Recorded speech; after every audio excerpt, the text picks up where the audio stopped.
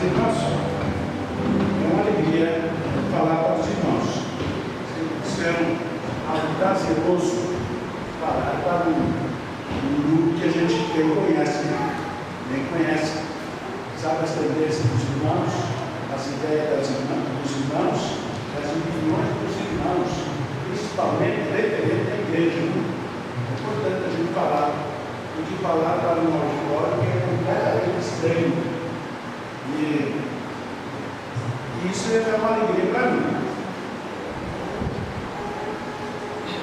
Uma das coisas, alguns domingos atrás, uns 3 ou 4 domingos, o pastor fez uma série de mensagens sobre Filipenses. Uma série de mensagens. E há uma predileção pela carta de Paulo aos Filipenses pelos pastores, por alguns motivos. Porque é uma carta da alegria, não é uma carta da tristeza. É um paradoxo que tem na carta entre o autor e o que ele escreveu. Imagina um preso, um detento, escrevendo alguma coisa para a sua família espiritual sobre a alegria. Hoje, se nós buscarmos ou tentarmos pesquisar a carta de um detento aqui no Ribeirão, ou lá no outro presídio, ele vai falar de uma série de lamentações, uma série de lamentações, vai chorar, vai falar das suas misérias. Agora imagine Pedro, Paulo, em Roma, preso, amarrado por uma perna e com um peso, falando sobre a alegria, escrevendo para as igrejas. Não para uma igreja, mas para várias igrejas, para várias comunidades cristãs sobre alegria. Nós diríamos, esse homem não está pensando bem. E foi o que Paulo fez quando escreveu aos Filipenses.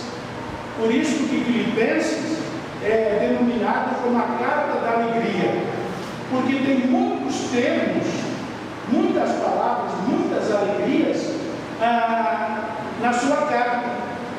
Tanto é que essa palavra alegria, era uma palavra de seleção, de favoritismo entre todo o vocabulário teológico cristão do apóstolo Paulo. Toda.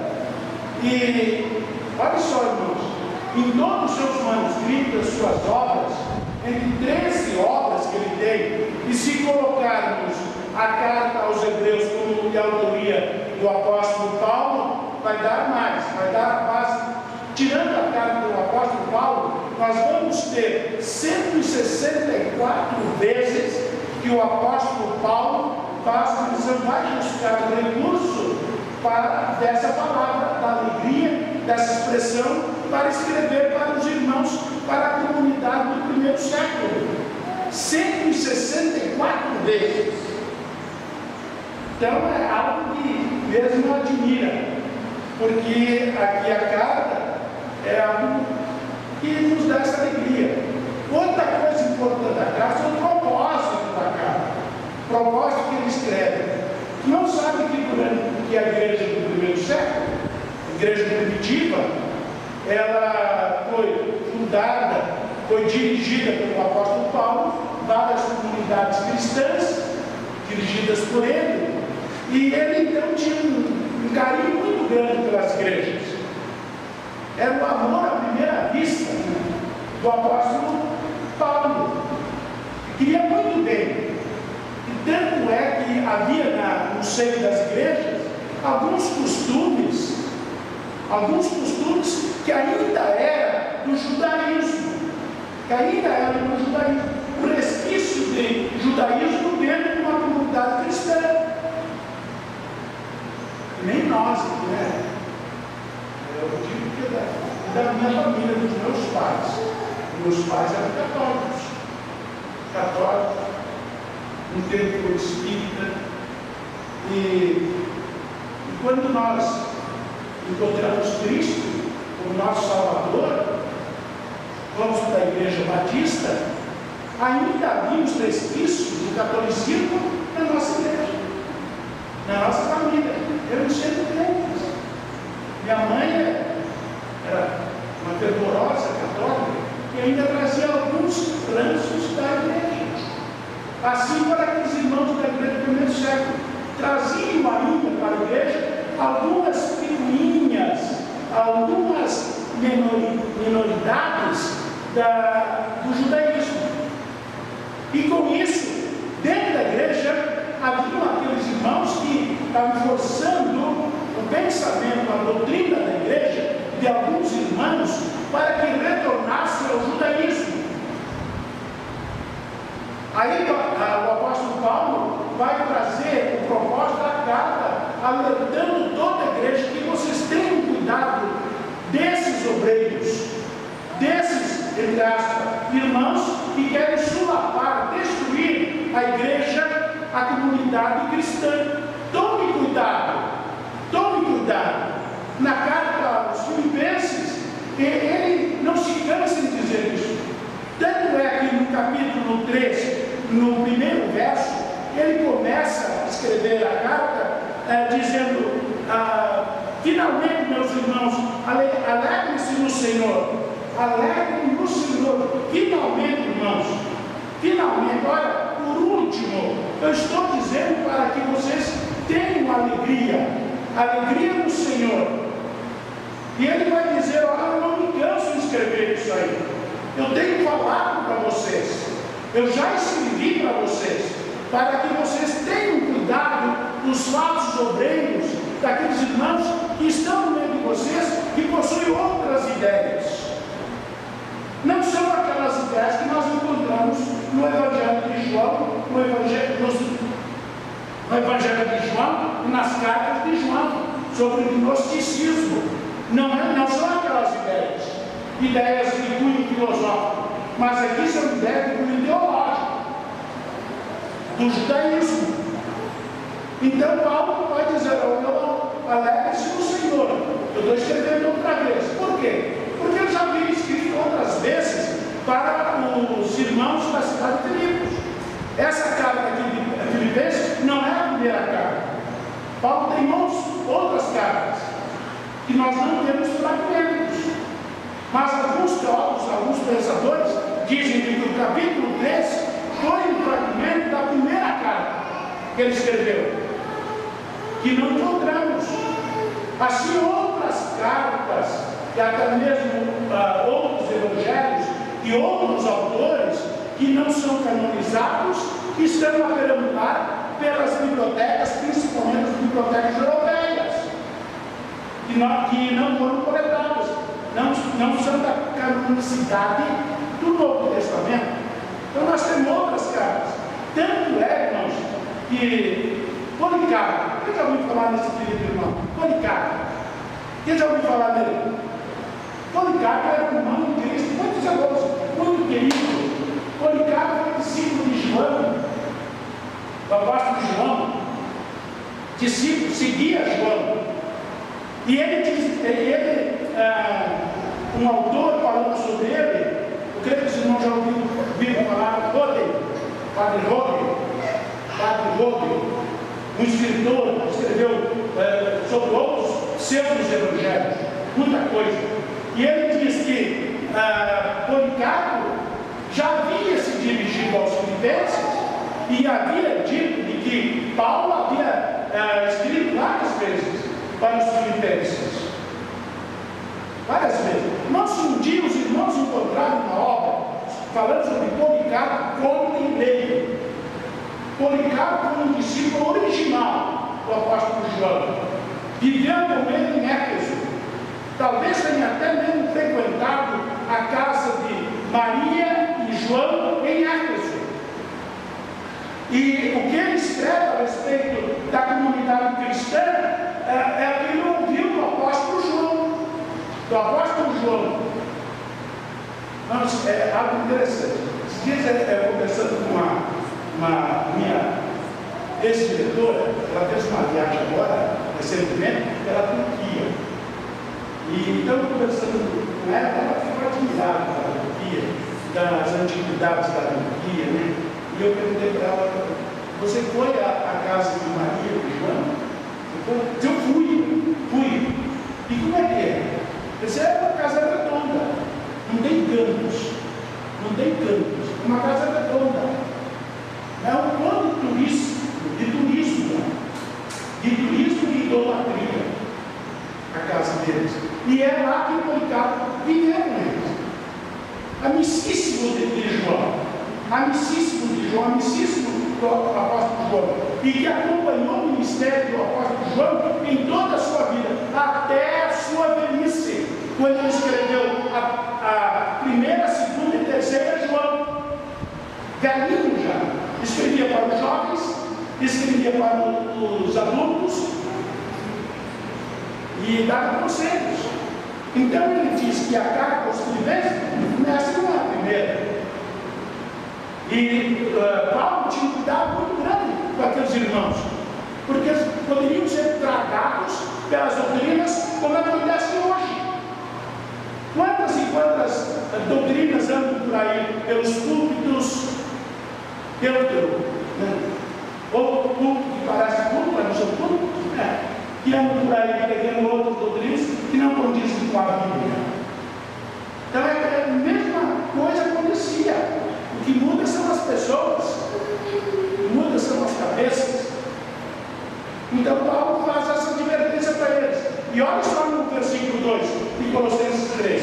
O que ele está dizendo para os irmãos? Cuidado com os cães. Vejam que nesse texto, 3 vezes nós temos cuidado com os cães. Olha, irmãos, cuidado com o seu cachorrinho. Cuidado com o seu cãozinho lá na casa, porque ele é mansinho, ele é bonitinho, ele tem confeite, né? Ele vem como na sua mão, mas cuidado que ele pode pegar o seu calcanhar. Às vezes ele pode ser traiçoeiro, ele vai dar uma mordida no seu calcanhar. O meu genro tem um cachorrinho, é a lindeza da família, né? Lindeza da família. Mas tem horas que ele é cansa. Ele é pequenininho, e é uma gracinha, mas tem horas que ele fica bravo. Ele é bravo. E outra hora, ele cuidado com esse cachorrinho. Assim, irmãos, Paulo vai dizer: cuidado com os cães que vocês têm lá dentro da igreja. E olha só que Paulo está usando o termo cão. Por quê? Porque o cão era um animal detestado pelos judeus. Porque diziam que era um animal sujo, comia porcarias, sujeira, viviam brigando, viviam em grupos pelas ruas, mexendo nos lixos, eram os viam pelas latas, pelos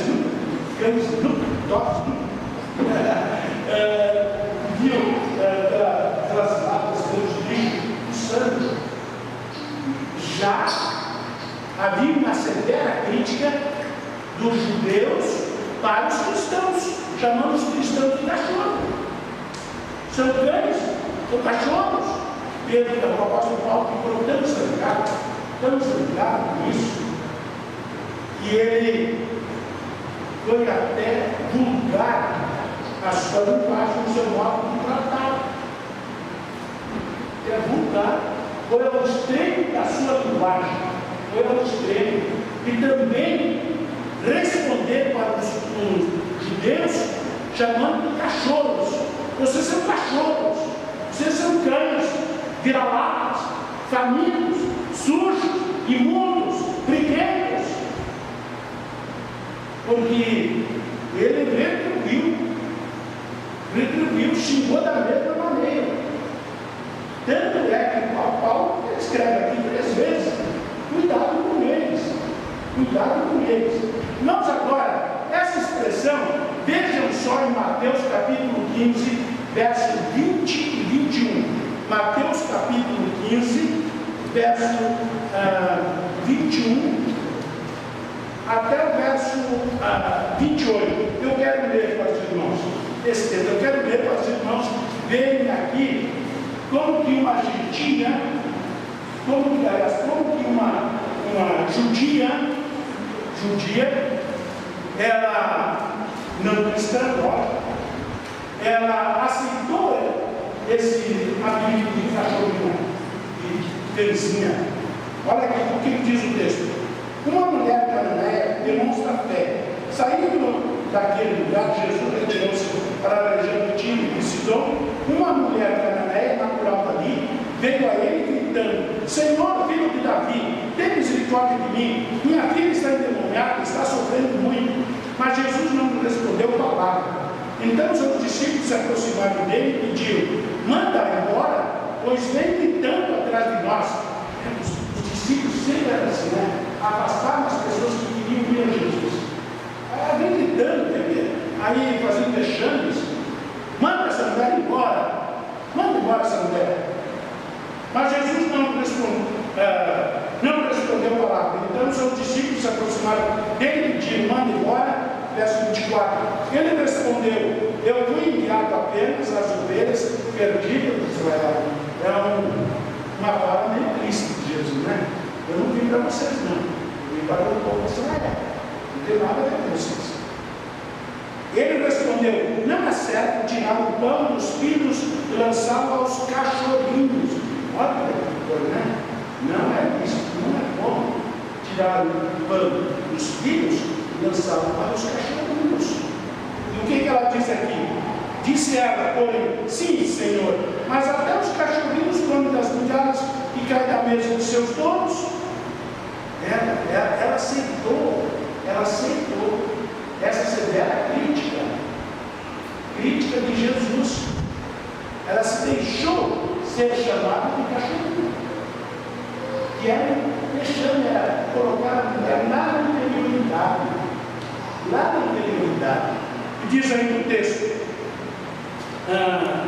disse ela, porém: sim, Senhor, mas até os cachorrinhos comem das migalhas que caem da mesa dos seus donos. Mas certa vez eu ouvi um sermão dizendo que a mesa, as mesas de antiguidade, algumas não tão antigas, porque as mesas não haviam esses 4 pés, eram baixinhos e tal, mas na modernidade da antiguidade, se eu posso usar isso, as mesas eram feitas e havia algumas frestas no meio da mesa, algumas frestas. E se cortasse o pano, caíam as migalhas ali naquelas frestas. O que aquele pregador estava dizendo era isso, que algumas mesas de fresta caíam ali e os cachorrinhos ficavam ali embaixo, comendo as migalhas que caíam. E ela disse: cai das frestas, os pedaços deixam comer aquelas migalhas que estão lá. Aí Jesus diz assim para ela: Jesus respondeu: mulher, grande é a sua fé, seja conforme você deseja. E naquele mesmo instante a sua filha foi curada. Jesus curou, tirou o demônio daquela filha da mulher. Então, esse é o apelido pejorativo. E então por isso que Paulo, como diz, desceu das sandálias, das tamancas, e respondeu para ele, chamando cães também. E aí então o texto vai nos dizer aqui algumas coisas que são bem fortes. A questão da alegria. Irmãos, alegria, volta a falar sobre alegria, é um termo predileto de toda a vida. Tanto os profetas, os autores do Novo Testamento, todos eles usaram isso. Os salmos usam abundantemente a palavra alegria. Alegrei-me quando me disseram: que vamos à casa do Senhor. Chorei toda a noite, mas o que? A alegria veio de manhã. A alegria veio de manhã. E há algumas coisas importantes no texto de João, capítulo 15, versículo 10. Gostaria que os irmãos abrissem as suas Bíblias para ler esse texto. Esse texto é fantástico. Capítulo 15, verso 10 e 11. Aí já é Jesus usando no seu sermão a palavra alegria, fazendo entre a videira e os ramos. Jesus vai usar essa palavra com uma propriedade incrível. Ele diz assim no verso 10 e 11, esse texto: tenho dito estas palavras para que a minha alegria esteja em vocês e a alegria de vocês seja completa. Diz ali no verso 10 primeiro: se vocês obedecerem os meus mandamentos, permanecerão no meu amor, assim como tenho obedecido aos mandamentos do meu Pai, e em seu amor permaneço. Essa palavra permaneço aqui é uma palavra de consistência. Eu continuo firme com você, Deus. Diz assim: tenho dito estas palavras para que a minha alegria esteja em vocês e a alegria de vocês seja completa. Que a minha alegria, o meu relacionamento com o Pai, com Deus, que é a alegria, esteja com vocês, seja completa. Seja completa. Então, Jesus usava alegria. Então, o apóstolo Paulo também usou desse termo da alegria. Outro aspecto que eu tenho aqui para os irmãos, eu quero falar, no versículo 3: pois nós aqui somos da circuncisão, nós que adoramos pelo Espírito de Deus, e nos gloriamos em Cristo Jesus, e não temos confiança alguma na carne. Que texto maravilhoso! Texto maravilhoso que nós temos aqui nesse versículo. Eu anotei algumas coisas para dizer de que nesses textos do verso 3, pois nós é que somos da circuncisão, nós que adoramos pelo Espírito de Deus. Paulo traz tudo para si, nós, emprega o termo, o pronome do plural, nós, primeira pessoa, plural, nós é que somos da circuncisão. Não é porque vocês têm um sinal na cirurgia para demonstrar a identidade do povo hebreu, conforme o pacto abraâmico e Gênesis. Não é só isso, mas nós somos da circuncisão porque Deus, em Cristo Jesus, fez uma cirurgia no nosso coração, nas nossas vidas. E ele vai usar aqui, não é um termo, aspecto cirúrgico, não vai usar o termo da circuncisão. Paulo vai usar um termo que corresponde a esse, vai usar aqui o termo cisão, de separar as coisas. Seria incisão, para dentro de, cisão, separar, dividir. Deus fez uma cirurgia dentro de nós, para nos separarmos do mundano, para estar com Ele, para nos tirarmos das trevas, para nos colocar na bendita luz de Cristo, para nos colocar lá dentro. E eu quero aproveitar esse tempo para fazer uma analogia bem forçada, no termo grego de igreja, os meninos ressuscitados para fora, tirar lá dentro e colocar aqui fora. Corresponde a isso, a incisão, tirar para colocar dentro dele, separar, dividir para colocar dentro dele. Então foi assim que Jesus fez por nós, nos tirou do mundo, nos fez uma incisão para colocar dentro da igreja, dentro dos seus. É isso que ele quer dizer. Essa interpretação que gostava. Mas eu achei bonito essa aplicação. Isso que eu lembrei na hora que eu estava fazendo isso aqui. E depois ele pode dizer assim: nós aqui adoramos. Não deixa eu dizer algumas coisas. De vez em quando eu tenho umas palavras que não são proibidas, mas falo, e a minha esposa fica brava. Essa palavra não existe. Não existe palavra. Não existe. Mas são coisas que podemos aplicar. Eu lembro de dizer o pastor Rubens Lopes, um grande orador, que ele nos seus sermões dizia algumas palavras que a gente tinha no dicionário encontrado. Lá um dia fui no dicionário de sociologia e encontrei a palavra dele, porque ele era professor de sociologia, e da USP, professor de sociologia. Então, tem algumas coisas aqui que Paulo faz isso aí. Ele usa alguns termos que não são termos do vocabulário cristão, mas são termos que ele vai buscar na filosofia grega platônica, de Platão. Ele vai buscar lá, e ele traz um novo significado. E esse aqui era uma delas, a palavra incisão. E ele diz: nós que adoramos a Cristo. Outra coisa importante aqui, irmãos, que a palavra adorar, adoração, tem alguns significados. A palavra adoração, ela serve também para servir, para o ato de servir. Quem adora, serve. Quando nós estamos adorando a Deus, nós estamos numa atitude de serviço a Deus, servindo ao Senhor Jesus. Servindo ao Senhor.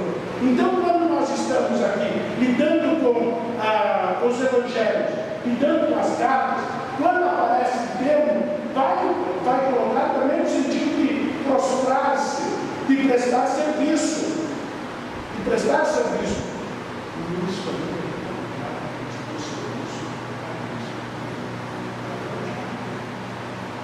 Não declarar o Senhor Deus. Não declarar o Senhor Deus. Mas depois declarar o Senhor Deus. Orar ao Senhor. Orar ao Senhor. Então nós temos aqui a palavra seguinte. Tanto é que eu quero mencionar para os irmãos que o próprio Jesus usou: eu não vim para ser servido, mas para servir, dar a minha vida em resgate de muitos. É o texto, a fala capital, principal de Jesus referente à adoração. Eu não vim para ser servido. Eu não quero que me sirvam de bandeja, de cálice, de uma mesa farta. Eu é que quero servir. E uma expressão de atitude de servir a comunidade, quando Jesus vai servir os apóstolos, lavando os pés dos apóstolos. É um serviço. Por isso que ele não veio para que os apóstolos lavassem os seus pés, mas ele foi lavar os pés. Servir assim, de humildade. Humildade. E a nossa humildade, onde está? Onde está a nossa humildade? Nos dias de hoje é tão difícil, né? Tão difícil encontrar algumas coisas. Aqui, irmãos, é tão difícil hoje encontrarmos a leonia, é tão difícil encontrarmos hoje humildade, é tão difícil encontrarmos hoje honestidade. São coisas que são difíceis. Fugiu do costume das civilizações. Agora eu quero que você tenha um pouquinho a palavra minha, que estava escapando aqui, uma das coisas. Paulo, caracterizando o fruto do Espírito Santo, numa das características do fruto do Espírito Santo é a alegria. Uma das características de nós, como frutos do Espírito de Deus, a alegria que nós temos. A nossa alegria. A nossa alegria. Então nós temos aí a questão de adorar o Senhor, adorar o nosso Deus. João, pode abrir sua Bíblia? João 4, 24, tem uma expressão de Jesus e que João foi recolher a fala de Jesus e colocou de uma maneira muito clássica, muito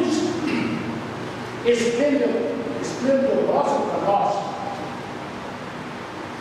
Alguém pode ler? João 4, 24. Deus é Espírito.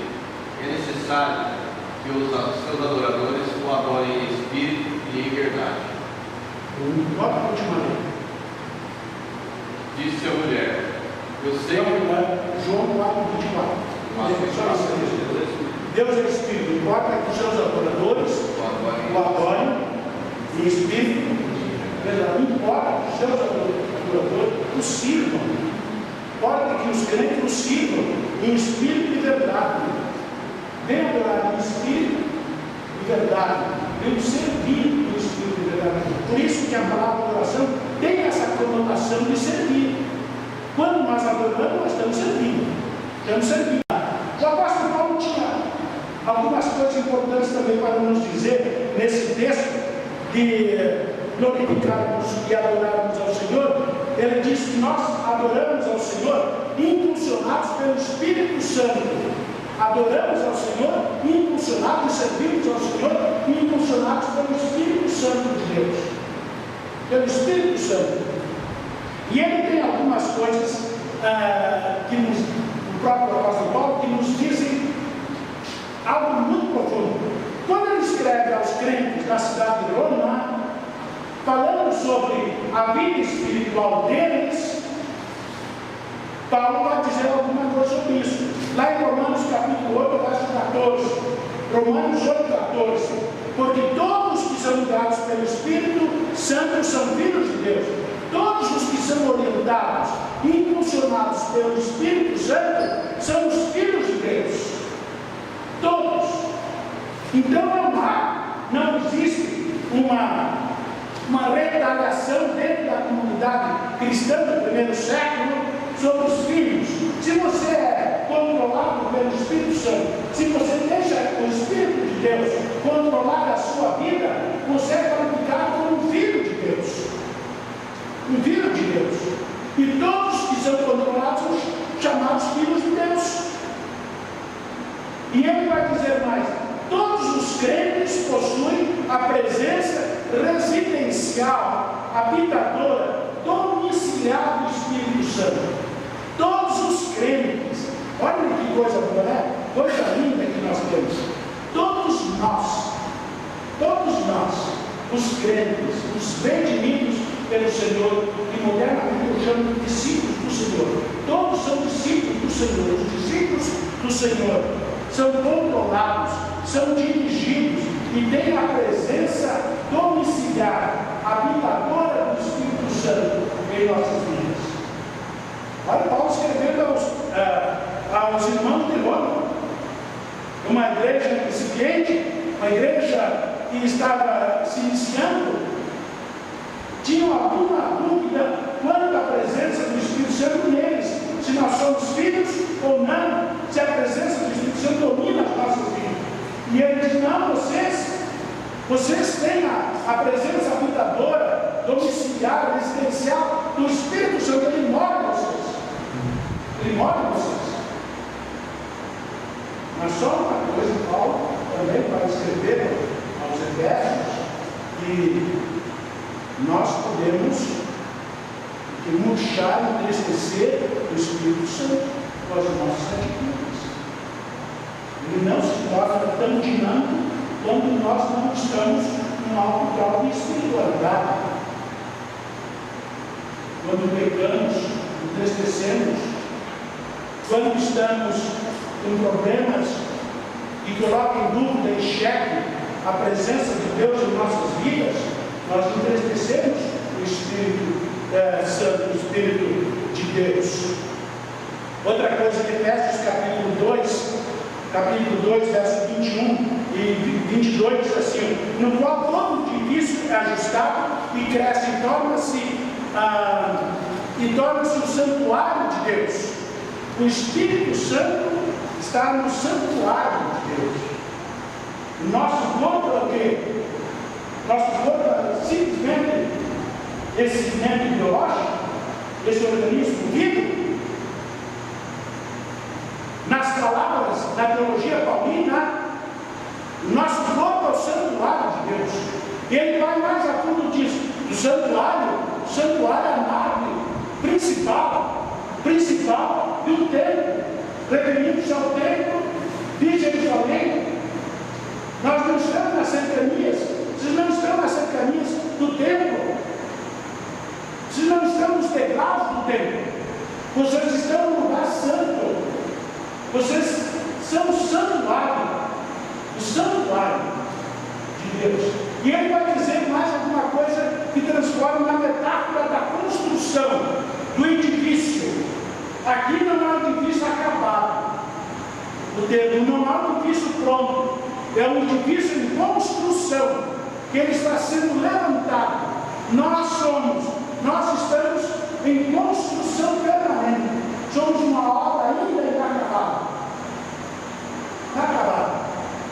Até chegarmos no tempo em que o edifício está pronto. Está pronto. E aqui tem um outro termo que faz bem aplicar aqui, a palavra perfeição, perfeito. No tempo, quando está acabado, tudo na sua letragem perfeita, na sua estética perfeita, na sua segurança perfeita, o engenheiro diz: está pronto, está perfeito. Assim como o Senhor diz: o dia do Senhor, o dia do Senhor.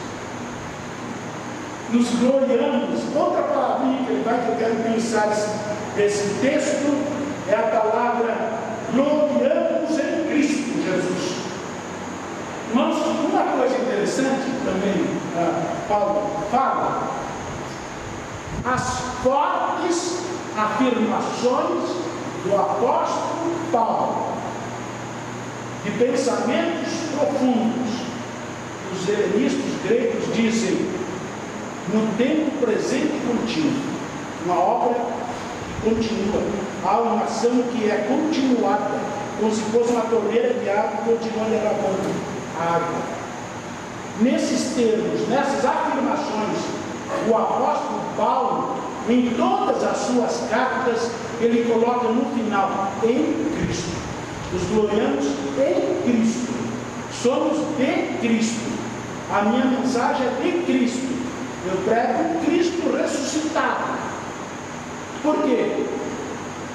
Porque ali no versículo 7, ele vai dizer do maior ganho que ele teve. Do maior ganho. E essa grande vitória ele vai descrever. Nós nos gloriamos em Cristo. Nós podemos exaltar não naquilo que nós possuímos, não naquilo que nós temos, mas naquilo que nós ganhamos. E eu ganhei Cristo. Eu ganhei Cristo. Então eu posso me gloriar e me exaltar aí. Me exaltar aí, porque eu sou de Cristo e eu ganhei a Cristo. Eu quero ser como Cristo. Por isso que ele vai fazer essas afirmações. Por isso que eu tenho essa glória. Eu quero me gloriar. E Paulo escreve aos crentes da Galácia, da região da Galácia, para as igrejas da Galácia. Se eu tenho que me gloriar, eu só posso me gloriar numa coisa: na cruz do quê? Na cruz de Cristo. Se eu tenho que me gloriar na carne, eu tenho que me gloriar na cruz de Cristo. Na cruz de Cristo. Qual o termo que ele usa? É Cristo. Outra coisa importante que nós temos, eu quero concluir, aqui, irmãos, em que Cristo é centralizado no vocabulário do apóstolo Paulo. Paulo escreveu aos Romanos, capítulo 5, verso 11, ele vai dizer assim: o que eu tenho que me exaltar, me gloriar, eu tenho que me gloriar em Deus, através de Jesus Cristo. Olha, o que eu tenho que me gloriar, ter a minha alegria é em Deus, através de Jesus Cristo, através do Senhor. Há outras coisas aqui interessantes nesses textos, lá no versículo 7, lá no versículo 7, rapidamente. Diz assim o texto, verso 7, aliás, antes, versos 6.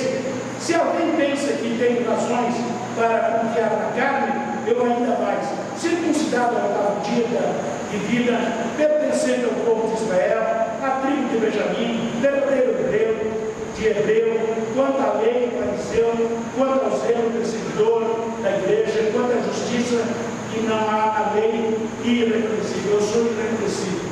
Mas quantos valores ele tem aqui, né? Quantos valores?